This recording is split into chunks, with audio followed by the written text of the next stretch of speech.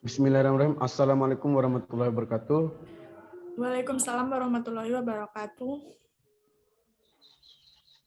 Puji syukur kita kehadirat Allah Subhanahu wa taala yang telah memberikan karunia serta nikmat kepada kita semua sehingga kita dapat berjumpa kembali untuk membahas analisis yang kita diskusikan yang diberikan Bu dosen. Tidak lupa pula kita hanturkan sholawat serta salam atas baginda junjungan kita Nabi Muhammad SAW yang telah memberikan yang telah membawa kita ke alam kebodohan menuju alam yang pintar seperti yang kita rasakan bersama. Sebelumnya perkenalkan, nama saya Imam Akbar.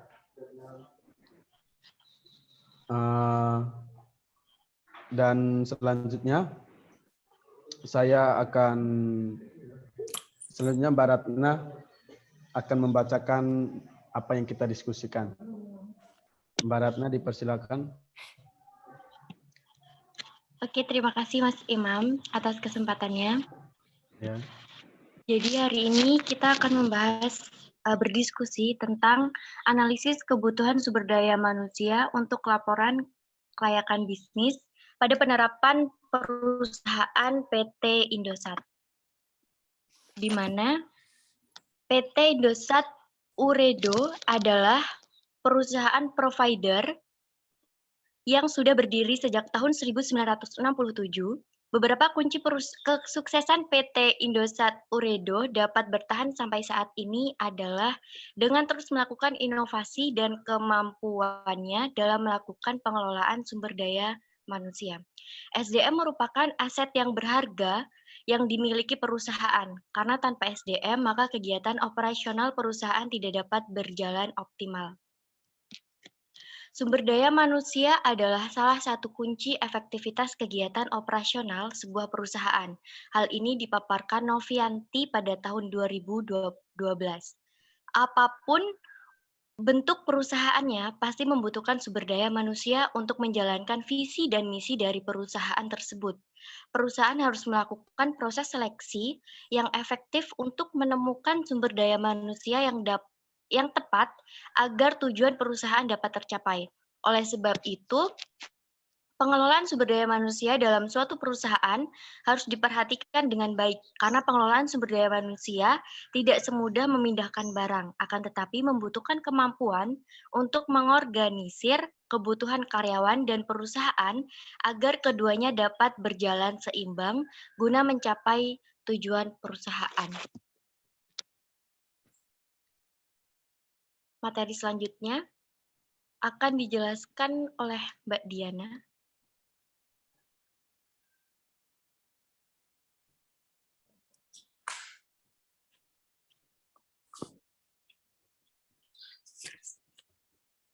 Seleksi.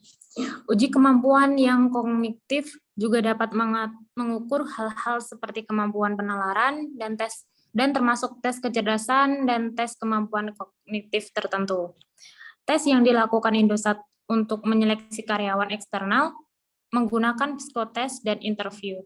Namun untuk internal, Indosat tidak menggunakan psikotes, tetapi hanya menggunakan interview dan melihat kinerja karyawan tersebut dengan sistem SAP. Jika kinerjanya bagus, maka karyawan tersebut mempunyai potensi untuk dapat diterima. Pengembangan bertujuan untuk menyiapkan pegawai untuk siap mangku jabatan tertentu di masa yang akan datang. Pengembangan bersifat luas karena menyangkut banyak aspek seperti peningkatan dalam keilmuan, pengetahuan, kemampuan, sikap, dan kepribadian.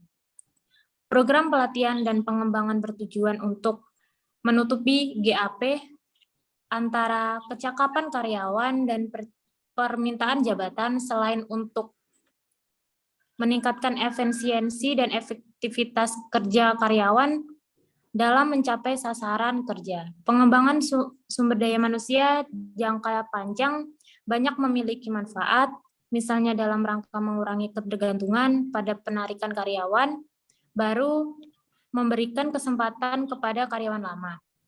mengantisipasi keusangan karyawan dan perputaran tenaga kerja atau turnover. Dan selanjutnya materinya akan dibacakan oleh Mas Chandra.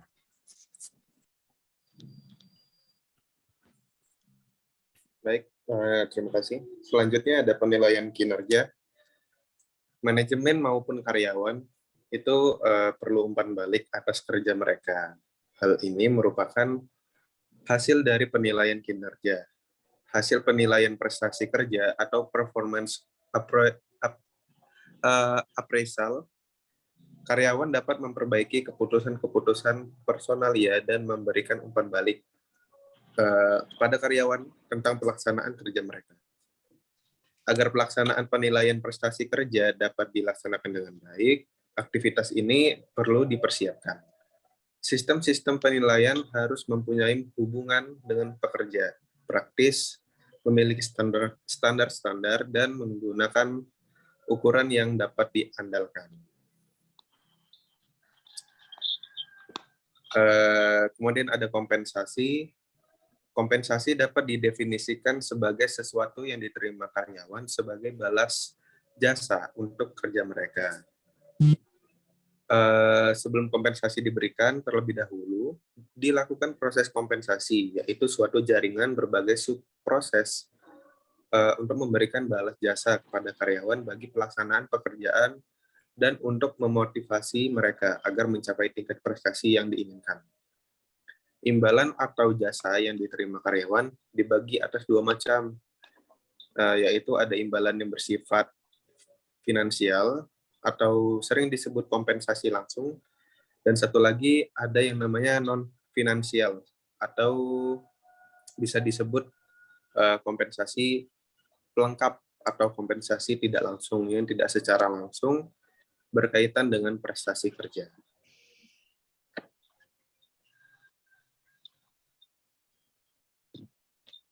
Oke. Baik, di sini saya akan memberi tanggapan dari materi yang pertama tadi.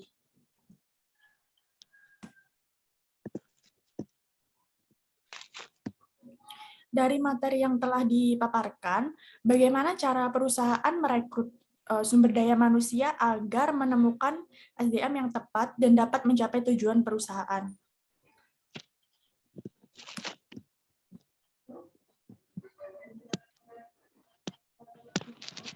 Oke, jadi siapa mau tanya? Mau jawab?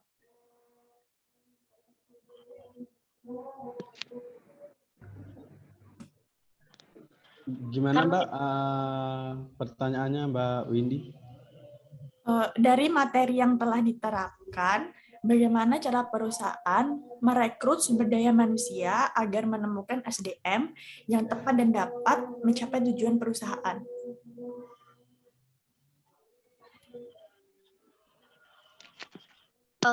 Karena tadi pemaparan materinya saya yang menjelaskan, jadi saya mohon izin buat menjawab pertanyaan dari Mbak Windy ya. Iya. Monggo. Jadi PT Indosat itu menerapkan sistem rekrutmen, di mana sistem rekrutmen ini dibagi menjadi dua. Yang pertama, yaitu menggunakan IGO atau Internal Offering Job Offering, yang artinya pencarian kandidat dari dalam perusahaan. IGO memberikan spesifikasi job desk dan kualifikasinya dan menyebarkan ke internal perusahaan melalui email. Jadi sistemnya, misal di sini Mbak Windy sudah bekerja di perusahaan Indosat, sudah memiliki kedudukan. Dan di perusahaan Indosat ini memiliki lowongan di mana mereka menilai bahwa Mbak Windy ini pantas untuk mendapatkan jabatan di lowongan yang dibutuhkan ini.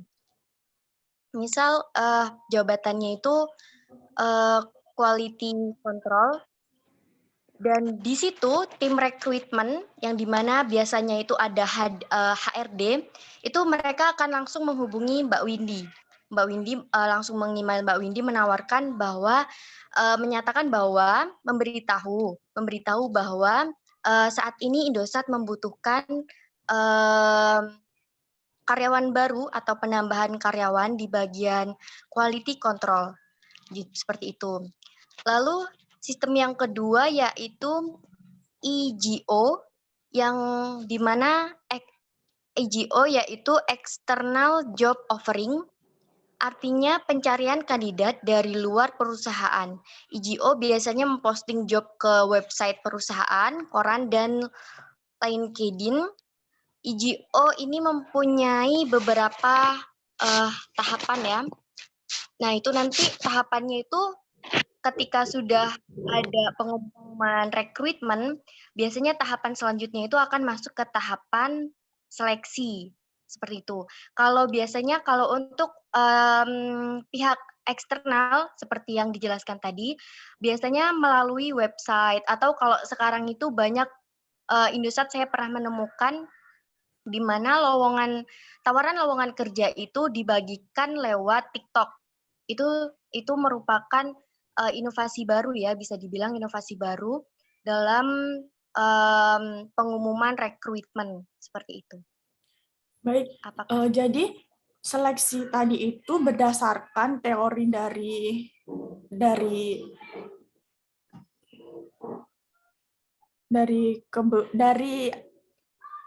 apa namanya? Dari teori dari analisis atau dari perusahaan. Maksudnya perusahaan tersebut sendiri yang membuat seleksi karyawan, perekrutan karyawan itu. Ada yang bisa membantu menjawab? Gimana? Kan tadi kan seleksinya kan ada 2. Apa tadi? Ada eksternal dan internal. Ya. Setelah ada tahapan rekrutmen, tahapan selanjutnya yaitu tahapan seleksi, di mana seleksi tersebut juga sama. Ada seleksi internal dan seleksi eksternal. Gitu. Iya, yang hijau sama apa tadi ya? Iya. Nah, itu tadi berdasarkan perusahaan sendiri yang membuat atau gimana?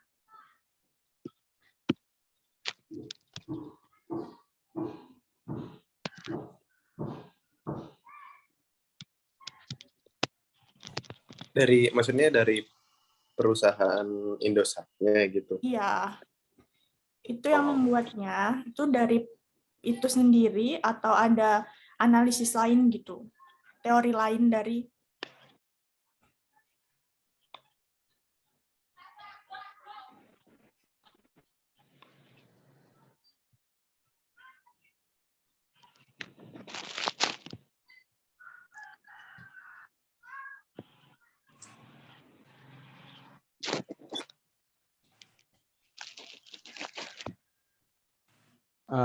sedikit menanggapi. Mungkin itu tergantung dari perusahaannya, tapi tergantung dari perusahaannya, tapi standar dari kayaknya kan ada dari pemerintahnya gitu. Dia tuh tidak melakukan itu peraturan pemerintah, tapi tidak melewati batas yang sudah disepakati, misalnya disepakati sama pemerintah itunya, biar tidak terkena pelanggaran.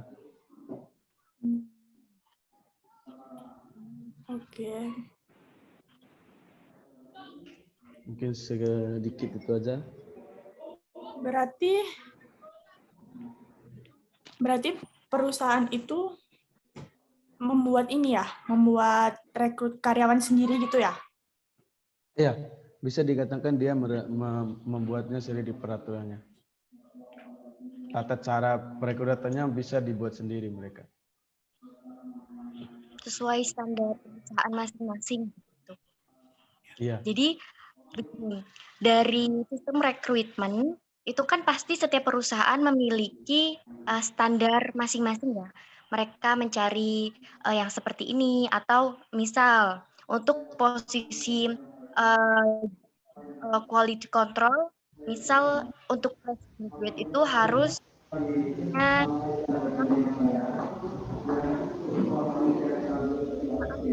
penilaian itu tuh balik lagi ke perusahaan masing-masing. Standarisasinya yang buat itu ya perusahaan itu sendiri gitu. Karena yang mengerti apa yang mereka butuhkan, Iya. apa yang kan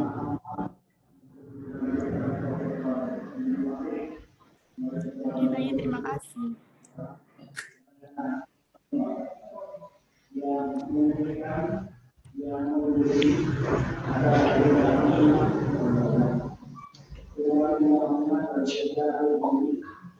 bertanya. Siapa yang ingin bertanya? Mungkin saya mau menanya, Iya. bagaimana tahapan seleksi eksternal dan seleksi internal dari perusahaan PT Indosat? Izin jawab ya. Iya. Silakan. Tahapan seleksinya ya? Iya. Oh, ya. Kalau nggak salah, mungkin ini dasarnya atau dasar dari semua perusahaan, tapi kayak ada pernah baca, itu kayak tahapan pemilihan file, terus ada tes tertulis, terus yang pastinya wawancara, nggak lupa juga ada tes kesehatan gitu. Udah standar sih. Tes tertulisnya seperti apa maksudnya? Ya kayak tes matematika dasar gitu, ngitung angka, terus ada tes logika, kayak contohnya nyocokin gambar gitu, kayak tes IQ gitu, terus ada tes verbal, tes ngomong gitu. Tapi ya masuk juga sih. Tes koran ada juga tes gambar pohon, katanya ada gambar pohon dan manusia lengkap sama aktivitasnya dan kelemahan kekuatan orang tersebut itu apa gitu. Juga ada tes TOEFL, tes bahasa Inggris. Bentar, tapi di tahap seleksi itu apa bakal menemukan karyawan yang efektif gitu? Apa Tentu. Sangat. berarti dapat dilihat dari tahap seleksi itu tadi ya? Cukup atau ada lagi gitu? Mungkin Atau udah sih. ada langkah lain untuk menentukan kinerja karyawan yang efektif dari seleksi tersebut? Kalau menurut saya sih cukup ya. Mungkin ada tambahan. Izin menambahkan untuk perusahaan Indonesia sendiri, mereka standar seleksi. Nggak dengar suaranya. Putus-putus Mbak. Boim, mute dulu Im. Jadi untuk perusahaan Indosat sendiri memiliki tes wawancara dan tes psikologisnya untuk para kandidat kandidat masing-masing karyawan seperti itu. Jadi untuk menggali lebih dalam kecocokan antar calon karyawan dan perusahaan itu biasanya dilakukan tes wawancara. Karena dari tes wawancara ini kepribadian dari masing-masing kandidat itu akan terlihat ya. Jadi karakter, si A ini karakternya begini, visi misinya begini, dia mengapa ingin bekerja di Indosat ini karena alasan ini gitu. Jadi dari situ akan ditemukan apakah kandidat karyawan itu selaras visi misinya antara kandidat dan perusahaan. Jika selaras, jika tujuan mereka selaras, itu akan menjadi salah satu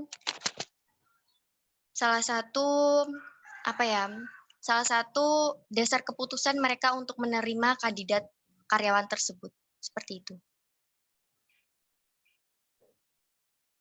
Berarti dapat dilihat dari seleksi tersebut, apakah karyawan itu dapat mengembangkan PT tersebut apa enggak, berarti dapat dilihat dari seleksinya itu tadi ya? Cukup. Iya. Cukup. Baik.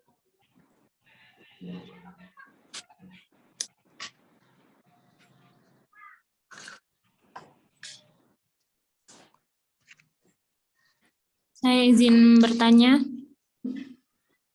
Silakan Mbak Diana.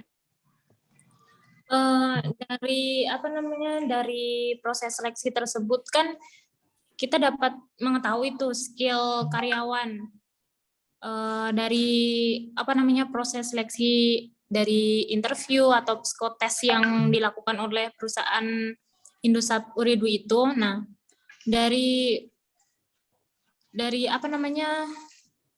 dari hasil itu apakah ada pengembangan baru gitu atau teknologi baru untuk mengupdate skill karyawan yang udah diterima di situ gitu.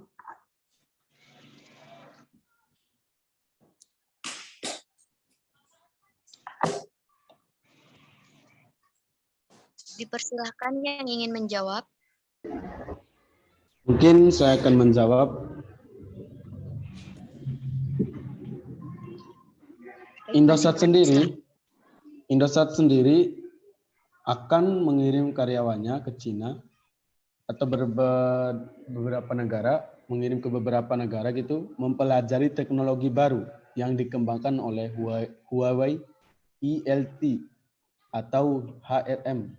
Indosat akan mengirim email broadcast bahwa akan ada pelatihan dan terjadwal dengan baik, mulai dari tanggal pelatihan hingga exclude dalam 1 tahun. Nah, mungkin segitu jawaban dari saya, Mbak Diana. Nah, dari proses pelatihan yang ada di karyawan yang dikirim ke luar negeri tersebut, apakah proses pengembangan itu dapat diterapkan sekarang secara langsung gitu di perusahaan Indosat Ooredoo ini? Menurut saya sih bisa ya, bisa diterapkan, cuman melalui persetujuan perusahaan itu sendiri gitu. Mungkin harus ada kontrak antar perusahaan gitu ya. Jadi kayak misal perusahaan Indosat ini kan tadi mengirimkan ke perusahaan Huawei sebagai bentuk pengembangan karyawan gitu. Jadi kayak harus ada terjalin kerjasama antara perusahaan Indosat dan perusahaan Huawei sendiri gitu. Baru bisa Indosat itu mengirimkan karyawannya untuk pelatihan pengembangan di perusahaan Huawei yang ada di Cina gitu. Tapi apakah efektif atau tidaknya itu dilihat gimana? Iya, apakah harus dijalani dulu atau enggak gitu? Resikonya gimana gitu? Apakah ada resikonya gitu? Kan kita belum pernah melakukan. Iya sih. Jadi sebenarnya gini, resiko itu kan setiap langkah, setiap hal yang dilakukan manusia, apalagi ini kita membahas tentang perekonomian gitu kan ya, di mana bisnis itu selalu memiliki resiko. Mustahil bisnis tidak memiliki resiko kan. Jadi beresiko atau tidak pasti beresiko. Pasti beresiko. Tapi kembali lagi kepada masing-masing karyawan, kepada masing-masing SDM yang ada di perusahaan tersebut.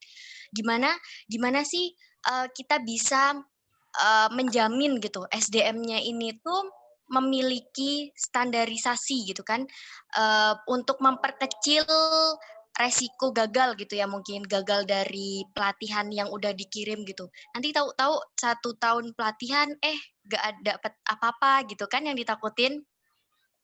Resiko itu jelas ada ya, tapi balik lagi ke yang pertama, di rekrutmen tadi kan sudah dijelaskan bahwa perusahaan akan mencari yang sebaik mungkin di mana karyawan harus memiliki visi dan misi yang sejalan, yang searah sama perusahaan Indosat tersebut gitu. Jadi ibaratnya perusahaan Indosat ini sudah memiliki standarisasi. Ketika mereka sudah menerima karyawan, berarti mereka sudah percaya bahwa individu ini tuh sudah layak untuk diperkerjakan gitu. Tetapi untuk resikonya sendiri, resiko kegagalan pasti ada. Berarti di sini Tetapi Indosat berarti di bagaimana? sini perusahaan ini ya siap menanggung resiko, ya kan? Untuk Iya dong. untuk pengembangan perusahaan itu sendiri. Ya. Nah, Tapi mereka kalau untuk contoh pelatihannya tuh yang seperti apa? Contoh pelatihan yang udah Indosat lakuin gitu. Contoh pelatihannya gitu. Yang udah Indosat PT Contoh Indosat ini. Contoh pelatihannya itu udah yang seperti yang dijelasin Mas Imam tadi. Jadi mereka itu sistemnya mengirim karyawan Maaf ke Mbak, luar negeri. Aja gitu, bukan yang ada di luar negeri. Kayak contoh pelatihannya tuh yang ada di Indonesia sendiri, bukan contoh pelatihan yang ke luar negeri gitu. Oh paham. Mungkin yang lokal gitu ya. Iya.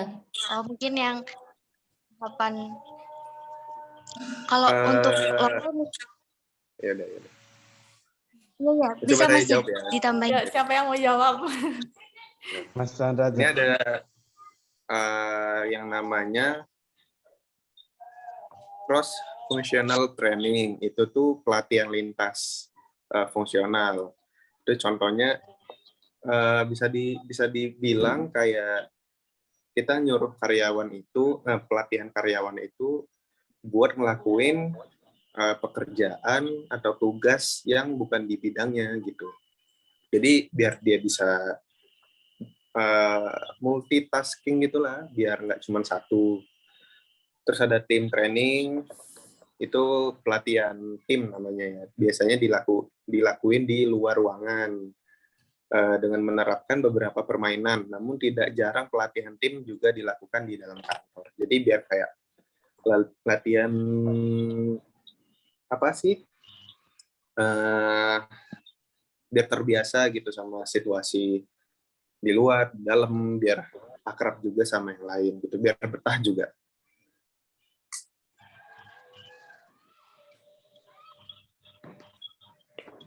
Kayak gitu.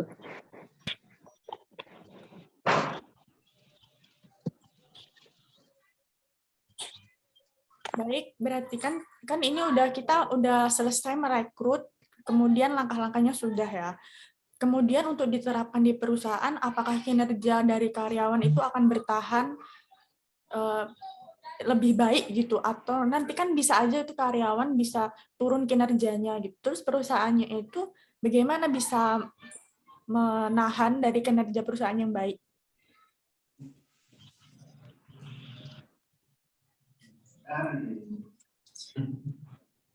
Maaf ya, maaf. Ada Berarti yang jawab? Maksud Mbak Windy agar tetap karyawannya agar tetap di perusahaan itu. Ya, memiliki kinerja yang baik gitu. Untuk mengembangkan perusahaan PT Indosat. Mungkin langkah yang awal ya, kita memberikan kompensasi terhadap kinerja yang diberikan oleh karyawan untuk perusahaan. Gitu Mbak Windy. Mungkin saya bisa menambahkan. Ya, di Indosat itu sendiri kan ada yang namanya SPI ya, atau Serikat Pekerja Indosat. Nah, setiap tahunnya mereka akan mengadakan rapat antar SPI dan HR perusahaan. Nah, dari dari rapat tersebut, kemudian kan ada nanti ada hasil perundingan. Nah, dari situ tuh dari situ kita bisa tahu karyawan itu nyaman atau tidaknya kerja di di Indosat ini gitu. Kan nanti ada daily activity, terus ada kritik dan saran, nah kayak gitu. Kita bisa tahu tuh, kita bisa ngembangin dari situ. Oh, karyawan tuh nyamannya di sini kayak gini dengan sistem ini, atau yang karyawan tuh nggak nyaman dengan program ini, sistem yang ini gitu. Kita jadi bisa tahu dari situ, dari penilaian dari SPI itu gitu. SPI. Berarti ini atasan langsung terjun untuk ini ya, mencari apa? Mencari tahu apa kurangnya gitu. Iya, mencari tahu. Bukan dari atasannya. Terus?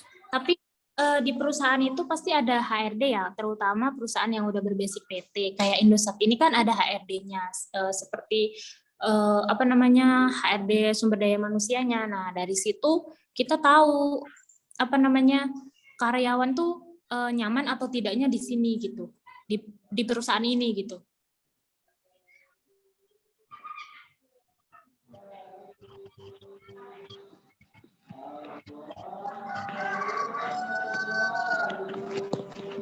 Berarti dapat dilihat dari rapat tadi dan bisa memberi kompensasi ya untuk mempertahankan kinerja karyawan di perusahaan PT Indosat.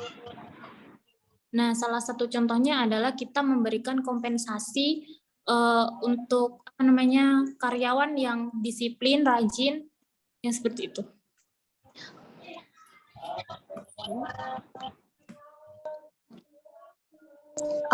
Izin menambahkan ya, Kak. Ya. Jadi,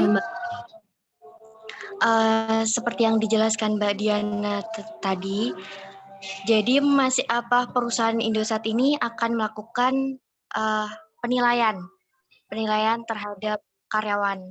Nah, di mana di Indosat ini mereka memiliki sistem yang bernama ISEPI.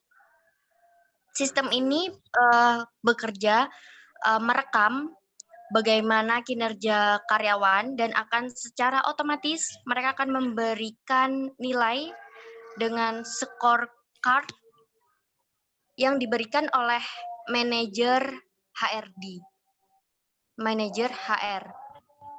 Nah, hasil dari rekaman kinerja karyawan tersebut akan dievaluasi oleh perusahaan dan hasilnya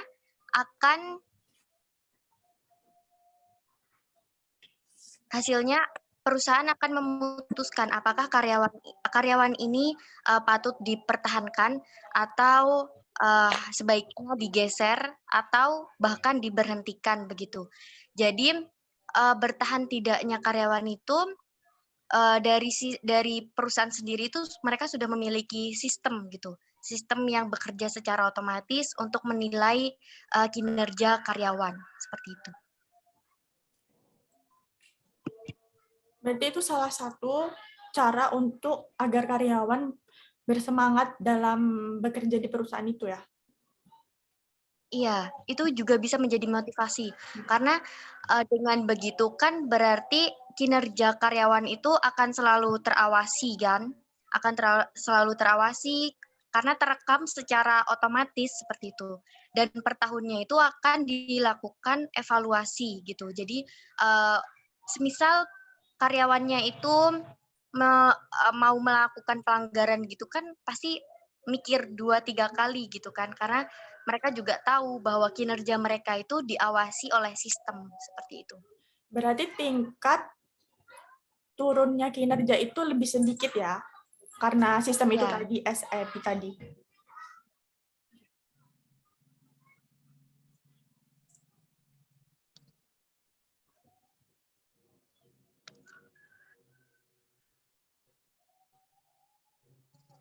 cukup atau ada yang ingin bertanya lagi?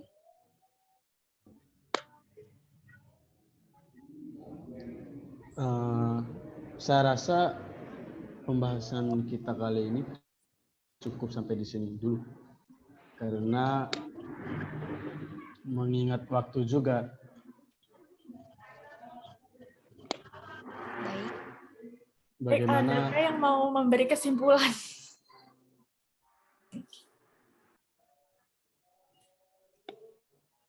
Kesimpulan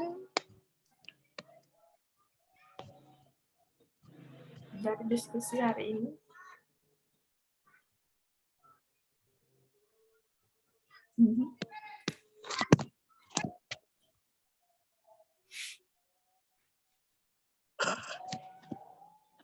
Atau Mbak Windy saja memberikan kesimpulan? Ada kesimpulannya?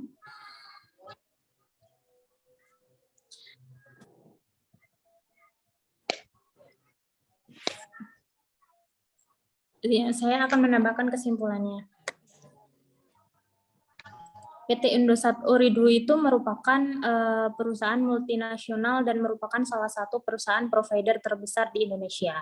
Salah satu strategi yang digunakan adalah dengan melakukan pengelolaan sumber daya manusia yang ada di Indosat Ooredoo itu sendiri dengan baik, karena jika sumber daya manusia yang ada di dalam perusahaan itu perusahaan Indosat itu tidak berjalan dengan baik, maka perusahaan itu sendiri tidak akan mencapai tujuannya dengan baik juga gitu. Berdasarkan hasil wawancara mengenai proses pengelolaan sumber daya manusia di PT Indosat Ooredoo, terlihat bahwa PT Indosat Ooredoo menerapkan semua teori pengelolaan sumber daya manusia yang efektif di perusahaannya. Hal ini memberikan dampak yang cukup positif kepada PT Indosat Ooredoo yang mampu bertahan sejak tahun 1967 hingga saat ini. Bahkan sudah menjadi salah satu perusahaan multinasional di Indonesia. Jika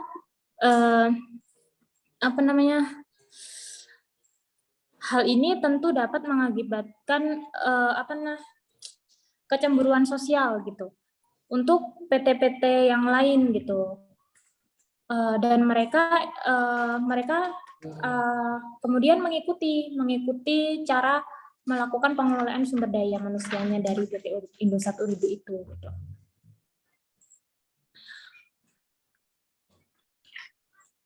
Itu saja sih yang dapat saya sampaikan, yang dapat saya simpulkan. Apabila ada yang mau menambahkan. Terima kasih Mbak Diana. Untuk rekan-rekan, apa bisa dipahami semuanya? Saya rasa sudah cukup sih. Mbak Ratna bagaimana? Mbak Ratna mau menambahkan untuk kesimpulannya dari diskusi kita kali ini? Suaranya Mbak Ratna di mute. Maaf atas kesalahan teknis yang barusan terjadi. Ya.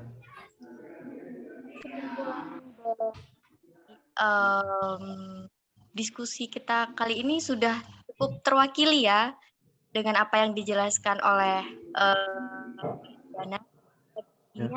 Perusahaan Indosat ini melakukan berusaha sebaik mungkin agar SDM-nya ini memiliki standar yang bagus gitu, sehingga dapat membantu perusahaan agar visi misi dari perusahaan tersebut juga tercapai, tujuan dari perusahaan tersebut tercapai seperti itu. Baik, terima kasih Mbak Ratna. Mungkin sekian dulu diskusi kita pada sore hari ini. Lebih dan kurangnya moderator mohon maaf. Wabillahi taufiq wal hidayah. Wassalamualaikum warahmatullahi wabarakatuh. Waalaikumsalam warahmatullahi wabarakatuh. Baik, terima kasih semuanya. Sama-sama.